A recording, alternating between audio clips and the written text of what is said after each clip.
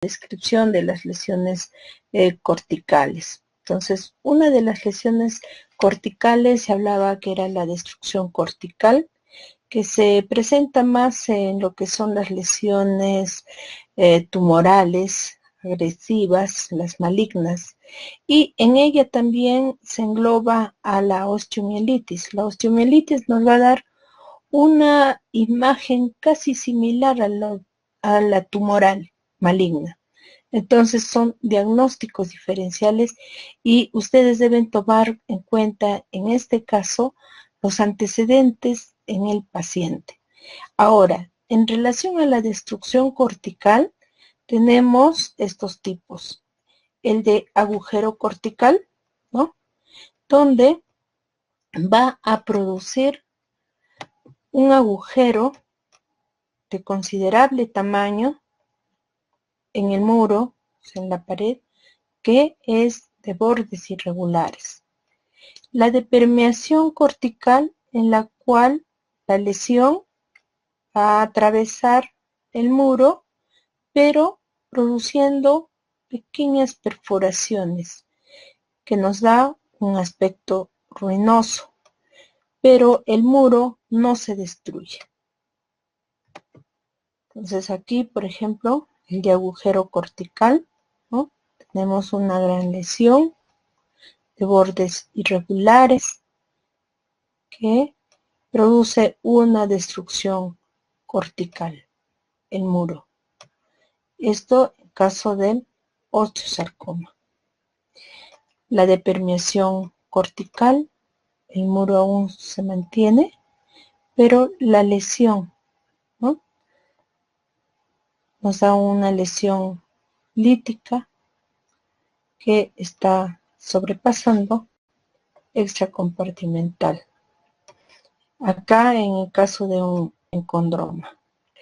Luego, a nivel del periósteo, de esa fina membrana radiotransparente que va a cubrir toda la cortical, también se puede producir procesos patológicos que va a formar un hueso, ¿ya? Pero que tiene distinta morfología y dependiendo de la forma que pueda tomar el periósteo, nos va a orientar al tipo de lesión.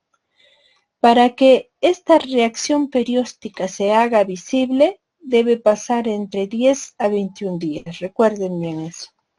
Entonces, aquí en el periósteo podemos tener una reacción perióstica sólida, continua y otra discontinua. En la reacción perióstica sólida continua va a tener un proceso de una evolución lenta y generalmente se orienta a una patología ósea benigna. Y aquí podemos tener estos tipos. La delgada, en la cual la reacción del periósteo va a tener más o menos entre 1 a 2 milímetros de espesor. La gruesa, elíptica, ondulante. Tenemos la contrafuerte, ¿no? Esta de acá. Y la elíptica densa, que va muchas veces en relación al osteoma osteoide. En la ondulante se relaciona a una patología de insuficiencia venosa crónica. En la delgada tenemos la osteoartropatía pulmonar y en contrafuerte el quiste aneurismático. Acá en la imagen radiográfica tenemos una reacción perióstica continua, el osteoma osteoide. Tenemos una lesión expansiva de bordes bien definidos que está asociada a una reacción perióstica sólida. Miren acá, en esta zona no hay la reacción perióstica, mientras que acá es la formación de un nuevo hueso, la reacción perióstica. En la reacción perióstica discontinua, mayormente lo van a mostrar las lesiones agresivas, ¿no? Y también están los procesos benignos como la osteomielitis o el granuloma eosinofílico y las fracturas en sus fases de consolidación. En los tumores malignos, por ejemplo, aquí encontramos en esta forma en capas de cebolla, ¿no? Tiene esas características de capas concéntricas, radiotransparentes, que van en forma alternativa, tienen un crecimiento cíclico, y acá tenemos lo que es el ejemplo, el sarcoma de Ewing. En el espiculado tenemos estas dos formas.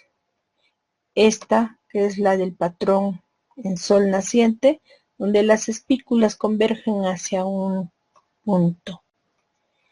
Y el patrón en cepillo, ¿no? Donde las espículas terminan en forma paralela. Aquí tenemos un ejemplo, el sarcoma de Ewing, que también nos puede dar esta forma, y el osteosarcoma en patrón de sol naciente. En el triángulo de Codman va a haber una destrucción a nivel de la cortical, ¿no? Muro, mediante un agujero, y los restos van a formar esta estructura que tiene un tipo triangular, que es de crecimiento rápido. Un ejemplo, el osteosarcoma también nos da esta figura. Ahora, lo que debemos tener en cuenta son las falsas reacciones periósticas, como por ejemplo las calcificaciones a nivel de la membrana interósea radiocubital y la tibioperoneo. Esta sindesmosis, ¿no? Estas articulaciones tipo sindesmosis, que la membrana puede calcificar y puede simularnos lo que es una reacción perióstica. Entonces aquí, por ejemplo, hay una reacción lítica en el tercio distal del húmero. Acá hay formación, una reacción perióstica, ¿no? Y destrucción ósea en la parte distal, que va asociado a una osteomielitis. Entonces, desde esta zona viene esta reacción perióstica, cosa que aquí ustedes ven la cortical y no se encuentra esa membrana perióstica calcificada como en el lado opuesto. Aquí tenemos una reacción en cepillo. Las espículas caen en forma paralela y hay cierta destrucción ósea, porque en esta zona incluso se está formando lo que es un pequeño triángulo de Codman en un osteosarcoma a nivel del fémur distal. En esta imagen tenemos una reacción perióstica en sol naciente. Van las espículas convergiendo hacia una zona. Aquí se nota mucho más claramente la formación del triángulo de Codman.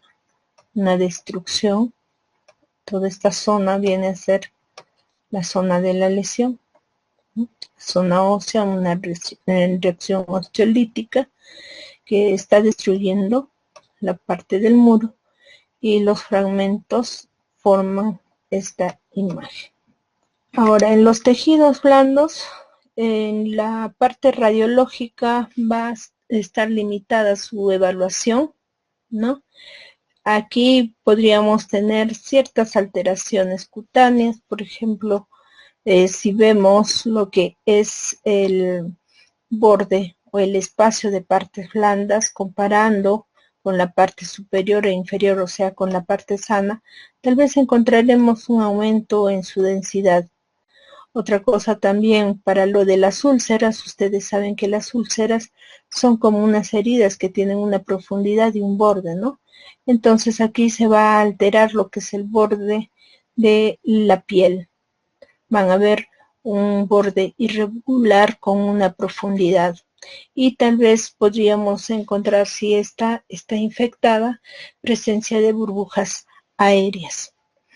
Otra cosa que también podemos encontrar son las atrofias musculares. ¿Cómo nos damos cuenta? Mediante el espesor, comparando esa zona con una zona de la misma zona, con la zona contralateral, y vamos a ver que hay una disminución en su espesor. El edema, como les dije, aumenta la densidad y muchas veces el espesor en esa zona. Las zonas de hemorragia nos pueden dar áreas más radioopacas y por la presencia de esta colección puede hacernos un efecto de masa y puede desplazar lo que son las líneas grasas.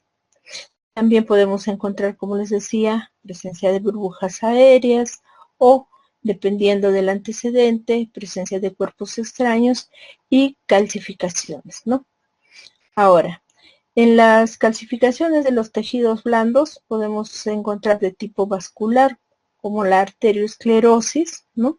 Vamos a ver como unas imágenes lineales paralelas con una radiopacidad de densidad cálcica en el espesor de las partes blandas.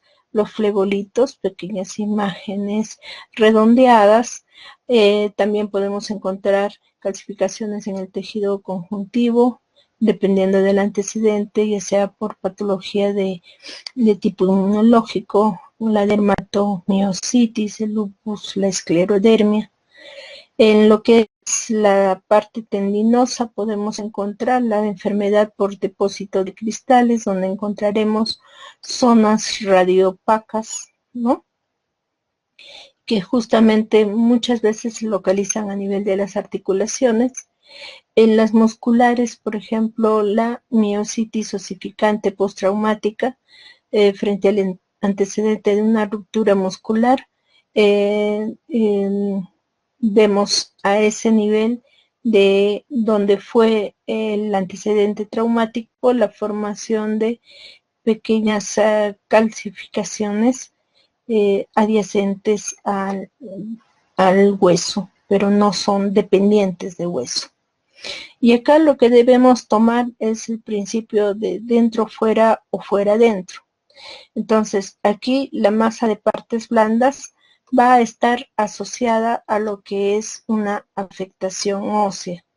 Y debemos encontrar cuál es el epicentro de la lesión, está fuera o dentro del hueso, la angulación de los bordes del agujero cortical, si está fuera o dentro del hueso, y si existe una reacción perióstica, qué tipo de lesión ósea nos da.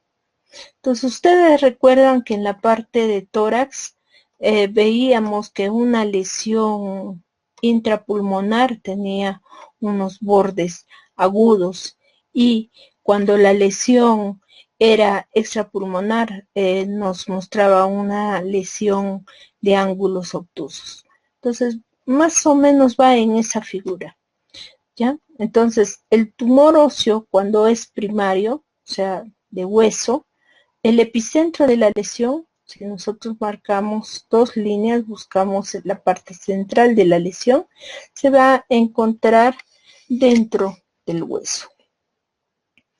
En lo que es la dirección del tumor óseo primario, la cortical va a ser divisible, ¿no? Entonces, aquí vamos a ver una diferencia entre la parte de la cortical y los tejidos blandos.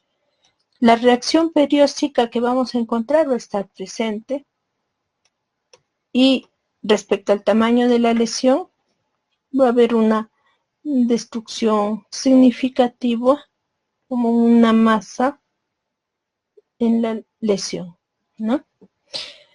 Ahora, cuando el tumor óseo va a afectar a los tejidos blandos, este tumor, el epicentro lo vamos a encontrar externamente. Su dirección va a ser divisible hacia la parte del hueso. Reacción perióstica muchas veces está ausente, y en lo que es el tamaño de la lesión ósea es pequeña y nos va a dar una gran masa de tejidos blandos. Entonces acá tenemos un osteoma parostal. Fíjense, la densidad en partes blandas es diferente, la densidad del tejido normal frente a la lesión, ¿no? Entonces el epicentro lo vamos a encontrar por fuera de la parte ósea. Pero hay una reacción perióstica en forma triangular, que es el triángulo de Coleman, y hay pequeñas reacciones, ¿no? De tipo espiculado dentro de la lesión. Ahora, en el interior, nosotros vamos a tener las lesiones osteolíticas, donde podemos encontrar zonas de transición de interfase entre la lesión y el hueso. Entonces, dependiendo de la forma de crecimiento, es que vamos a encontrar diferentes reacciones. Por ejemplo, cuando hay una lesión de crecimiento lento, va a haber una reacción, ¿no?, que va a ir rodeando la lesión y va a formar lo que es un borde bien definido. Entonces aquí va a haber una zona de transición que va a ser estrecha. Mientras que en lesiones de crecimiento rápido no le va a dar tiempo de realizar esta reacción ósea y sus bordes van a ser mal definidos y la zona de transición prácticamente no se va a notar, es una zona amplia. Entonces, cuando encontramos una zona de reacción, ¿no?, en la cual se va a formar un borde esclerótico, mayormente estos tipos de lesiones se orientan a patología benigna, mientras que cuando el crecimiento es rápido y la zona de transición es amplia, estas lesiones se asocian más a lesiones de tipo tumoral, son más agresivos. Miren acá, una lesión osteolítica, pero que nos muestra unos bordes radiopacos, esclerosos. Mientras que aquí, esta lesión osteolítica de bordes mal delimitados, con una destrucción, ¿no?, del muro y con formación del triángulo de Coleman. Entonces aquí su zona de transición es más amplia. También tenemos el patrón geográfico, ¿no?, donde vamos a encontrar áreas focales donde se va a perder la estructura y la densidad, y se pueden dividir en el tipo 1, que es esta lesión va a tener un borde esclerótico, porque la zona de transición va a ser estrecha. Son lesiones de aspecto benigno y su crecimiento es lento, igual que el anterior.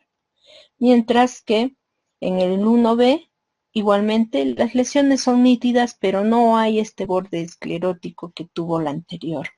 La zona de transición, de todas formas, también es estrecha, y algunas lesiones malignas que tienen crecimiento lento, como el mieloma y la metástasis, pueden tener esta figura.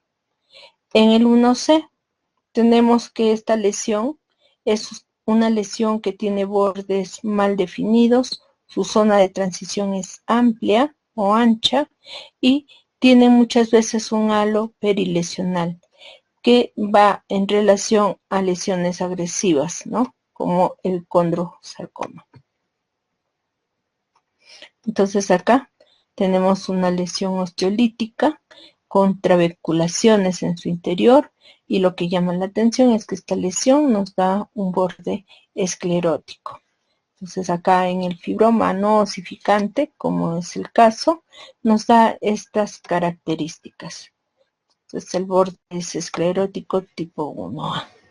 Acá también tenemos una lesión osteolítica, ¿no? Con trabeculaciones en su interior, pero sus bordes son nítidos y no presenta esclerosis. Entonces acá tenemos el quiste óseo simple, pero ustedes están notando a este nivel que hay un adelgazamiento en la cortical, incluso como que nos va a producir una fractura patológica, ¿no? Por la presencia de quiste. Luego tenemos esta lesión radiolúcida o lítica, de bordes mal definidos, una zona de transición ancha, ¿no? No es el tipo 1C, en un caso de condrosarcoma.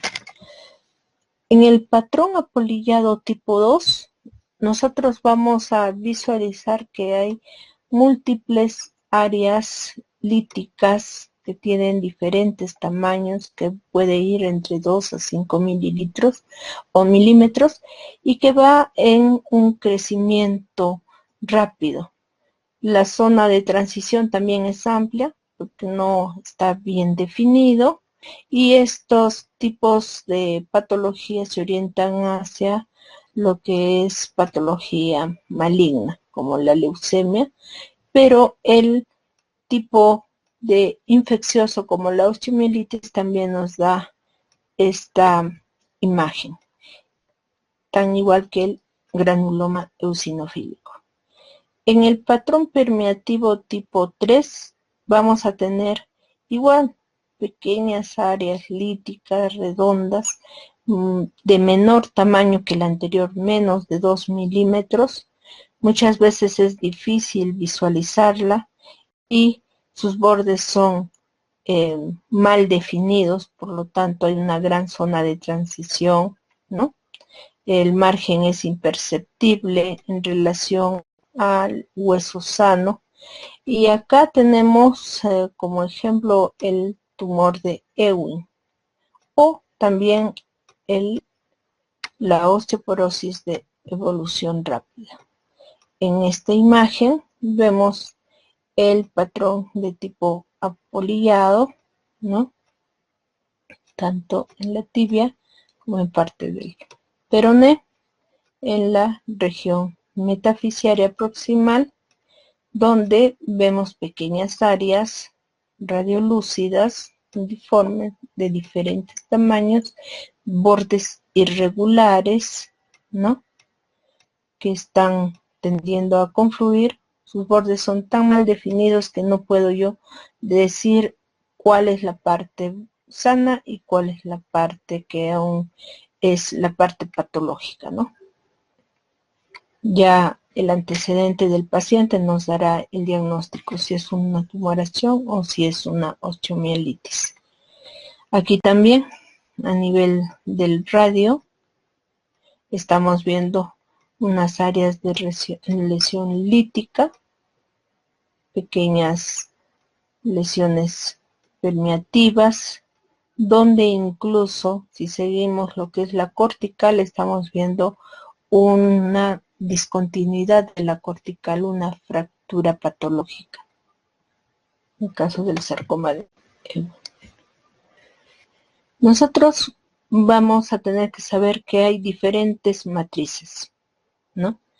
La matriz tumoral, pueden algunos tumores producir esta sustancia extracelular que nos va a orientar a qué estirpe tumoral pertenece. Entonces tenemos la matriz grasa, que por rayos X ustedes saben que la densidad grasa tiene un gris oscuro. Es difícil evaluarla, pero por tomografía es más fácil la evaluación. ¿Por qué? Porque por tomografía podemos obtener cuánto de densidad tiene esta lesión. Y si tiene una densidad menor, o sea, menos de 200, 150, entonces ya nos estamos orientando a una lesión de tipo grasa. Como ejemplos podemos encontrar lipomas intraóseos que pueden estar asociados a pequeñas calcificaciones distróficas a nivel central. La matriz cartilaginosa, que son pequeñas calcificaciones puntiformes, irregulares en racema o en palomitas de maíz, que pueden también tener esas formas curvilíneas como en comas, arcos, anillos, que son típicos de tumores cartilaginosos como el encondroma, el osteosarcoma, el condroblastoma y el condrosarcoma. En la matriz osteoide nos va a dar como pequeñas opacidades algodonosas que forman nubes y representan un hueso tumoral. Aquí tenemos al osteosarcoma. Y en la matriz fibrosa tenemos lesiones metaplásicas de origen fibroso, como la displasia fibrosa, donde hay un aumento uniforme en su densidad y nos va a dar un patrón en vidrio esmerilado. En esta radiografía de húmero podemos ver a nivel de su tercio proximal, más o menos la metáfisis, pequeñas lesiones radiopacas puntiformes, ¿no? Difusas. Años después, el mismo paciente nos está mostrando las lesiones radiopacas en mayor tamaño y mayor número. Esto en caso de un encondroma. Y los bordes mal delimitados, ¿no? No nos delimita la lesión. Aquí en el osteoide, miren, pequeñas, áreas radiopacas. Miren aquí la cortical, y esta cortical se va engrosando en forma irregular e incluso nos muestra una zona de reacción perióstica lineal en el osteoide. El tipo fibroso, donde estamos encontrando a nivel del tercio distal del hueso áreas de mayor radiopacidad, pero en forma irregular, ¿no?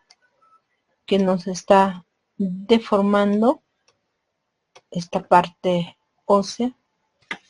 En los hallazgos radiológicos específicos también tenemos las trabéculas, las lesiones trabeculadas. Por ejemplo, en el tumor de células gigantes, en este tipo de tumor se van a ver las imágenes, o sea, estas trabéculas que van a formar como pompas de jabón. En el quiste óseo aneurismático puede presentar trabéculas finas, lineales, que están orientadas horizontalmente. En el fibroma no osificante, el patrón trabecular es lobulado. En caso de los hemangiomas, las trabéculas son gruesas y están orientadas o radialmente o verticalmente. Y en las metástasis en carcinoma renal o tiroideo, el plasmocitoma y en el osteosarcoma telangiectásico también podemos encontrar este tipo de trabeculaciones. Acá en un fibroma no osificante, ¿no? De bordes definidos, escleroso, que en su interior estamos visualizando áreas como lineales, trabeculares, ¿no? Entonces, de tipo lobulado. Los secuestros, que son fragmentos radiodensos, que es hueso muerto, necrótico, que está rodeado por un tejido radiotransparente de granulación que está separándolo del hueso vivo. Esto podemos encontrarlo en caso de la osteomielitis, del granuloma eosinofílico, del fibrosarcoma y del linfoma.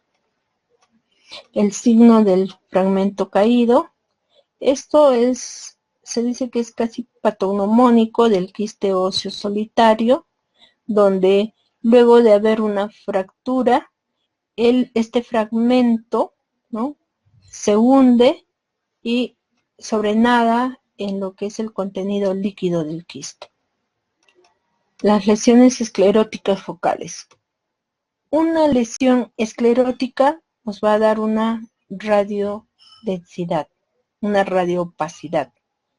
Y siempre va a presentar una zona de transición estrecha al margen de su agresividad.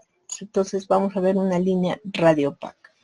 Tener en cuenta esta patología o este cambio en lo que son los diagnósticos como la enostosis, en lo que son los islotes óseos, en lo que es las metástasis osteoblásticas, como el cáncer de mama y próstata, en los tumores óseos como el osteoma, el osteocondroma y el osteoma osteoide. Y en la enfermedad de Payet, en su fase esclerótica, que ya la hemos visto en otras imágenes. Entonces, estas son las lesiones escleróticas focales, ¿no? Vamos a ver áreas radiopacas, radiotenesis.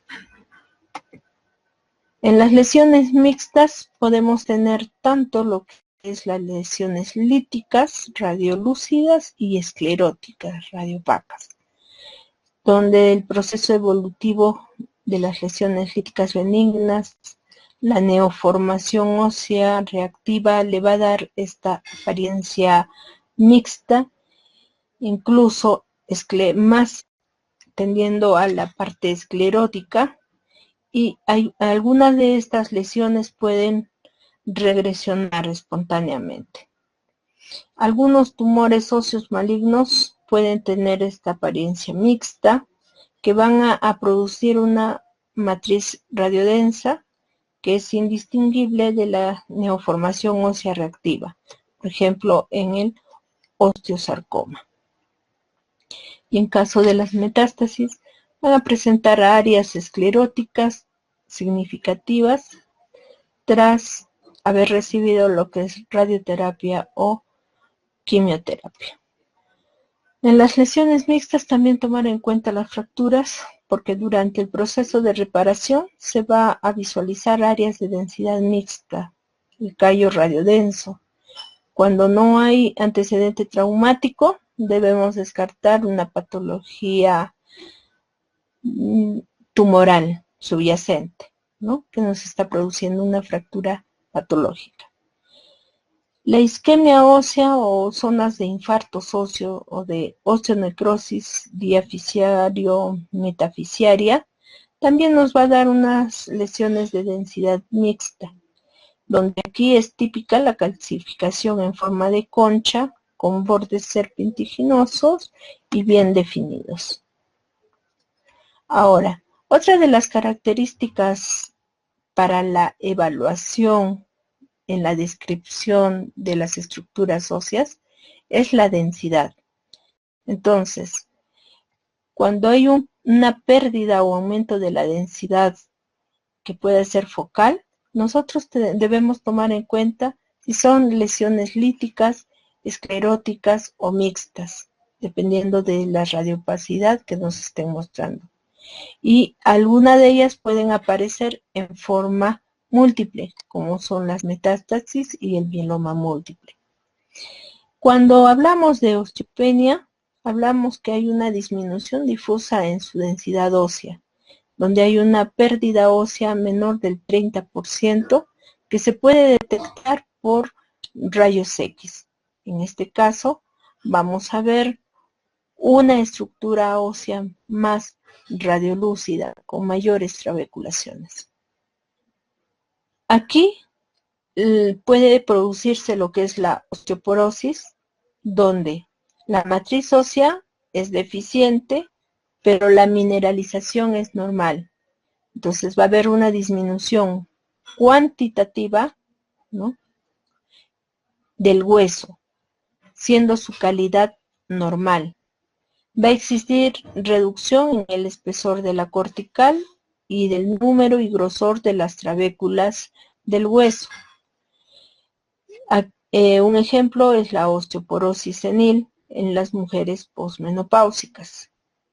Nos referimos a osteomalacia cuando la matriz ósea es normal y la mineralización es deficiente. Entonces aquí su calidad del hueso va a ser normal Y entre los ejemplos tenemos el raquitismo en la infancia por déficit de vitamina D. En caso del hiperparatiroidismo, la matriz ósea y la mineralización va a ser normal, pero va a haber un aumento en la reabsorción ósea por estimulación osteoclástica, por exceso de la hormona paratiroidea, produciendo osteoporosis y osteomalacia. La osteoesclerosis es un aumento difuso en la densidad ósea. Es infrecuente y lo podemos encontrar en todas estas patologías, ¿no? En la mastocitosis, en la esclerosis tuberosa, que es una de las patologías un poco más frecuente entre todas ellas, en la mielofibrosis, en la osteopetrosis, muchas veces como hallazgo lo podemos encontrar, en la pignodisostosis, en la osteopoiquilia, en la osteodistrofia renal y en la hipervitaminosis. Entonces aquí en esta imagen, a nivel de la base del cráneo, vemos una gran zona de esclerosis, una zona muy radiopaca. Ahora, para orientarnos frente a qué patología estamos tratando, nosotros debemos hacernos una primera pregunta. ¿Cuál es su probable etiología? Y segundo, debemos ver dónde está localizada la lesión. Entonces aquí vemos cuál es su distribución esquelética. Ver si esta lesión se encuentra en un solo hueso, ¿no? El cual se denomina monostótica y se orienta más hacia una tumoración ósea maligna. Si es poliostótica, o sea, si la lesión toma varios huesos, pensar en mieloma múltiple, metástasis. Y si es difusa y generalizada, pensar en una osteoporosis, ¿no? De tipo senil. Algunas lesiones van a tener predilección por determinados huesos. Aquí algunos ejemplos. Por ejemplo, el adamantinoma es frecuente su localización en tibia. En el osteoma, en los huesos craneofaciales. El osteoblastoma en los elementos posteriores vertebrales y el hemangioma a nivel de los cuerpos vertebrales. Entonces, nosotros debemos fijarnos dónde es su localización, ¿no? Aquí tenemos en este esquema los diferentes tumores y sus localizaciones más predilectas. Entonces, la localización dentro del hueso nos va a orientar frente a qué posible patología podamos estar tratando. Y más aún cuando hacemos la unidad de el grupo etario, el sexo y la raza, nos orientaremos mucho mejor para lo que es la patología. Ahora, debemos situar a la lesión tanto en el eje vertical y horizontal del hueso. En el plano longitudinal, por ejemplo, tenemos a nivel de la epífisis, los tumores más frecuentes son el condroblastoma, el tumor de células gigantes, el condrosarcoma de células claras, que mayormente se localiza en las apófisis, en los huesos carpianos, tarsianos, en la rótula, en la porción subarticular de los huesos planos como el sacro, el acetábulo en la cadera, la glenoides escapular, que estas zonas van a actuar como áreas de epífisis. En las metáfisis tenemos una alta tasa metabólica, una alta vascularización y ahí es más frecuente encontrar lo que es el osteosarcoma. A nivel de la diáfisis tenemos lesiones que se relacionan más a la médula ósea. Por ejemplo, están la leucemia, el linfoma, el mieloma, el sarcoma de Ewing, el granuloma eosinofílico y el neuroblastoma. En el plano horizontal, a nivel de la médula central, el quiste óseo simple, el encondroma, en la zona medular excéntrica, los tumores de células gigantes, el quiste óseo aneurismático. En la cortical tenemos el osteoma osteoide y el fibroma no osificante, y a nivel paraostal o yuxtacortical el osteocondroma. Entonces acá tenemos un quiste óseo simple, ¿no? Y acá el excéntrico, el quiste óseo aneurismático. Entonces estamos viendo ahí estas formaciones. Aquí la lesión lítica cortical con un borde escleroso, radiopaco, festoneado, la metáfisis proximal del fémur, que es compatible con un defecto fibroso. Aquí una lesión radiopaca, ¿no? Un osteosarcoma paraostal que nos está dando una lesión radiopaca, lobulada, su base es ancha y está localizada a nivel del húmero proximal, en su diáfisis proximal. Sabemos que el hueso tenemos 206 huesos que van a conformar lo que es el esqueleto humano. Y estos se van a clasificar en huesos largos, cortos, planos e irregulares. Y dentro de la composición ósea tenemos el hueso compacto o corteza, que es una capa externa, el cuerpo del hueso, que es la capa más gruesa del hueso, el hueso esponjoso, canceloso, que es más poroso y va a contener la médula ósea roja, la cavidad medular, que es el cuerpo del hueso, es hueco y aquí es donde se contiene la médula amarilla, el periósteo, que viene a ser esa membrana, ¿no? Fina membrana fibrosa que recubre al hueso y es importante para el crecimiento, reparación y nutrición del hueso. El cartílago hialino, que va a recubrir las superficies a nivel articular, y es importante también conocer a lo que es el agujero nutricio. El agujero nutricio que muchas veces nos puede confundir frente a una fractura, pues esta es una imagen radiolúcida, pero oblicua, muchas veces oblicua, de orientación oblicua, pero la diferencia que se realiza con una fractura de estas características también, que nos da una radiolucidez, es que el agujero nutricio presenta sus bordes de las paredes escleróticos. Entonces, eso es lo que nos orienta a decir que es un agujero nutricio por donde está discurriendo la arteria nutricio. En los huesos cortos tenemos que son los cúbicos, que se localizan en muñeca y tobillo. Está compuesto principalmente por tejido esponjoso. Son 8 a nivel del carpo y 7 a nivel del tarso. Los huesos planos, que va a consistir en 2 placas de huesos compactos, con hueso esponjoso y médula entre ellas. Aquí tenemos lo que es la calota craneana, el esternón, las costillas, el omóplato y el estrecho, ese espacio estrecho entre la tabla interna y externa de estos huesos planos se denomina diploe. Los huesos irregulares, que tienen una configuración diferente, ¿no?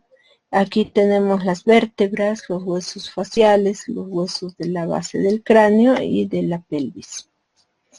Y por último, las clasificaciones de las articulaciones.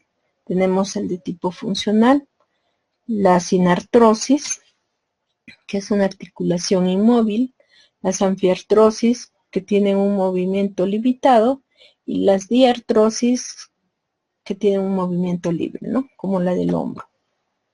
Luego tenemos la de tipo estructural, que se basa en relación al tipo de tejido. Tenemos la articulación fibrosa, como la sindesmosis, las suturas, la gonfosis. las articulaciones cartilaginosas, que lo tenemos a nivel de la sínfisis del pubis, de los discos intervertebrales, el tipo de sincondrosis que es de forma temporario, y aquí encontramos las placas epifisiarias y las articulaciones sinoviales.